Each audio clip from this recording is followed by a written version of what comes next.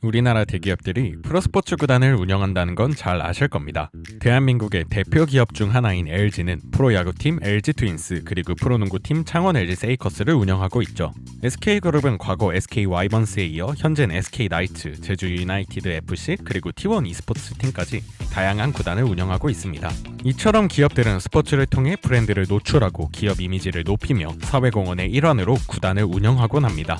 팬들에게 감동과 즐거움을 주는 동시에 기업에게는 막대한 홍보 효과를 가져다주는 강력한 마케팅 수단인 것이죠. 하지만 반대로 기업이 아닌 시민의 세금과 참여로 운영되는 팀들도 존재합니다. 그 대표적인 예가 바로 도시민 구단입니다. 이들은 거대한 자본보다 시민들이 낸 세금을 바탕으로 움직이는 팀들입니다.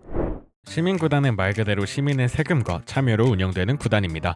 대기업이 구단주로 있는 기업구단과 달리 시민구단은 지방자치단체가 구단주로서 역할을 맡고 운영비의 대부분은 지방세와 시민기부금, 지역 후원금으로 충당됩니다. 한국 프로스포츠에서 대표적인 시민구단으로는 성남FC, 광주FC, 충남 아산FC, 대구FC, 그리고 최근 새롭게 합류한 화성FC, 창단을 준비 중인 용인FC가 있습니다. 또한 최근 야구 퓨처스리그 합류를 확정 지은 울산까지 이들은 모두 도시와 시민의 이름을 걸고 경기에 나서며 도시를 대표하는 상징이자 지역 정체성의 중심으로 기능합니다. 특히 대구FC는 시민구단의 성공적인 운영 모델로 자주 언급됩니다. 2019년 새로 개장한 DGB 대구은행 파크는 팬 친화적인 시설과 도심 접근성 덕분에 축구장은 도심 문화공간이라는 새로운 개념을 제시했습니다.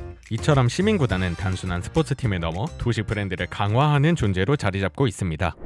기업구단은 막강한 자본을 기반으로 스타플레이어 영입, 고급 훈련시설, 대규모 마케팅이 가능합니다. 덕분에 성적과 팬서비스 측면에서 안정적인 운영이 가능하죠. 하지만 그만큼 구단의 존속이 기업의 경영 상황에 따라 좌우되기도 합니다. 예를 들어 과거 SK 와이번스가 SSG 랜더스로 인수된 사례처럼 기업의 전략 변경 하나로 구단의 정체성과 이름이 바뀌는 경우도 있습니다. 반면 시민구단은 기업의 이해관계에서 비교적 자유롭고 운영 방향을 지역사회 중심으로 잡을 수 있다는 장점이 있습니다. 다만 재정적으로는 여전히 불안정합니다. 선수단 운영비나 시설 유지비가 늘어날수록 지방세 의존도가 높아지고 이는 곧 시민 부담으로 이어지기 때문에 현실적인 제약이 큽니다. 즉 기업구단은 돈은 있지만 자유가 없고 시민구단은 자유는 있지만 돈이 부족한 구조라고 요약할 수 있습니다. 대부분의 시민구단은 지방자치단체가 구단주로 참여합니다. 시장이나 도지사가 명예 구단주를 맡는 경우도 많죠. 운영은 시체육회나 구단 운영재단을 통해 이루어지며 예산은 입장권 판매, 굿즈 판매, 지역 후원, 기업 협찬, 시민 기부금 등으로 충당됩니다. 최근에는 시민의 직접 참여를 확대하기 위해 시민 주주대도, 서포터즈 회의, 공개 운영 보고회 등을 도입하는 팀도 생겨나고 있습니다. 예를 들어 일본 제1리그의 시미즈 에스펄스처럼 팬이 구단의 지분을 직접 보유하거나 운영 과정에 참여하는 참여형 구단 모델을 벤치마킹하려는 시도도 나타나고 있습니다. 또한 시민구단은 지역기업과의 상생도 중요한 축으로 자리합니다. 대구FC는 지역은행, 식품업체, IT 기업 등과 협력해 지역 공동 마케팅을 진행하고 광주FC는 지역 예술인과 협업해 구단 굿즈나 응원 콘텐츠를 제작하며 도시 문화와 연결고리를 강화했습니다. 이처럼 시민구단은 단순한 스포츠 조직을 넘어 스포츠, 지역 경제, 문화가 결합된 복합적 모델로 진화하고 있습니다. 하지만 현실은 점점 복잡해지고 있습니다. 최근 몇 년 사이 시민구단이 급격히 늘어난 배경에는 정치적 요인이 자리하고 있습니다. 지자체장 선거나 축구협회장 선거 때마다 우리 지역에도 프로팀을 만들겠다는 공약이 잇따르며 일부 지역에서는 정치용 구단 창단이 현실이 되었습니다. 대한축구협회는 K리그 활성화와 지역 균형 발전의 명분으로 지자체 중심의 구단 확대 정책을 추진해 왔는데 이 과정에서 지방자치단체들이 이번이 마지막 기회라는 인식으로 경쟁하듯 구단 창단에 뛰어든 것입니다. 결국 지역의 실질적 필요보다 정치적 개선이 앞서면서 충분한 재정 기획 없이 구단이 창단되는 일이 늘어나고 있습니다. 문제는 이렇게 늘어난 구단들이 운영 기반 없이 출발한다는 점입니다. 프로팀 창단은 거대한 예산이 필요한 사업임에도 지속 가능한 수익 모델이나 팬 기반이 확보되지 않은 상태에서 출범하는 경우가 많습니다.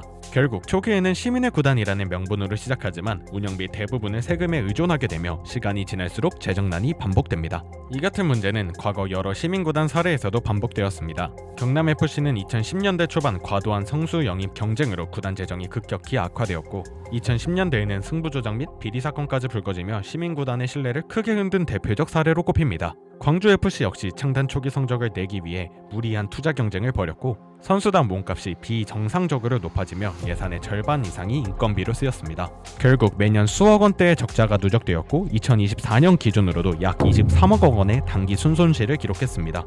이는 시민구단 간 몸값 격차가 20배에 달한다는 평가가 나올 정도로 비현실적인 경쟁 구조를 낳고 있다는 방증이기도 합니다.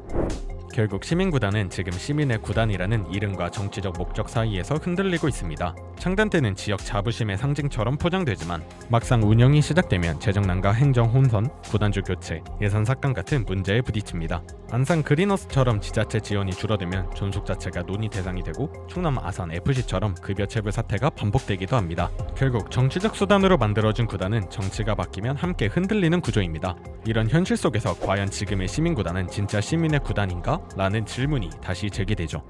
이제는 양적 확대보다 질적 생존이 중요합니다. 지속 가능한 수익 구조를 확립하지 못하면 아무리 명분이 좋아도 시민구단은 오래가지 못합니다. 지역 기업과의 공동 마케팅, 스타트업 협력, 관광 연계 상품 개발 등 자생력을 높이는 구조가 필요합니다. 또한 명명권 계약, 스폰서 브랜딩 공간 제공 등을 통해 민간 협력 수입을 늘리는 것도 현실적인 대안입니다. 무엇보다 시민구단의 가장 큰 자산은 시민, 즉 팬입니다. 팬이 주체가 되는 문화가 정착되지 않는 한 시민구단은 시민의 이름만 빌린 팀에 불과합니다. 운영의 투명성과 전문성을 강화하고 정치가 아닌 경영 능력과 비전 중심의 체제를 갖출 때 비로소 진정한 의미의 시민구단이 될 수 있습니다. 이처럼 시민구단은 단순히 경기를 치르는 팀이 아닙니다. 도시의 자부심이자 시민이 함께 만들어가는 공동체의 상징입니다. 광주FC의 열정적인 형장, 대구FC의 발로 구르는 응원, 충남 아산FC의 지역 밀착 활동, 이 모든 장면이 시민구단이 존재하는 이유를 보여줍니다. 앞으로 시민구단이 나아가야 할 방향은 명확하죠. 시민과 함께 성장하고 시민과 함께 웃는 구단이 되는 것. 기업의 자본 없이도 시민의 열정으로 버티고 꿈꾸며 계속 나아가는 그 이름. 그것이 바로 대한민국의 진짜 축구 시민구단입니다. 오늘의 이야기는 여기까지.